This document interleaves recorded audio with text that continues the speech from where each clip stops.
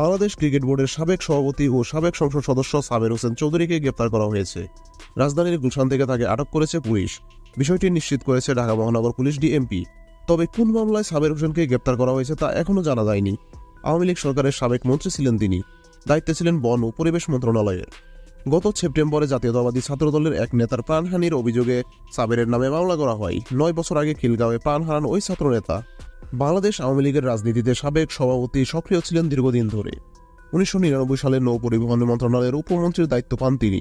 এরপর তার কাঁধে তুলে দেওয়া হয় স্থানীয় সরকার, পল্লী উন্নয়ন ও সমাজ মন্ত্রণালয়ের দায়িত্ব। ২০২৩ সালে তৎকালীন প্রধানমন্ত্রী শেখ হাসিনার পরিবেশ ও জলবায়ু বিষয়ক বিশেষ দূত হিসেবে নিয়োগ পান তিনি। একাদশ সংসদে ছিলেন পরিবেশ, বন ও জলবায়ু পরিবর্তন মন্ত্রণালয় সম্পর্কিত স্থায়ী কমিটির সভাপতি।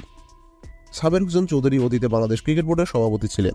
বাংলাদেশের আইসিসি ট্রফি ও টেস্ট স্ট্যাটাস এসেছিল তার সভাপতি থাকার সময়ে। যদিও দীর্ঘ সময় ধরে ক্রিকেট সংগঠকের ভূমিকায় তাকে দেখা যায়নি।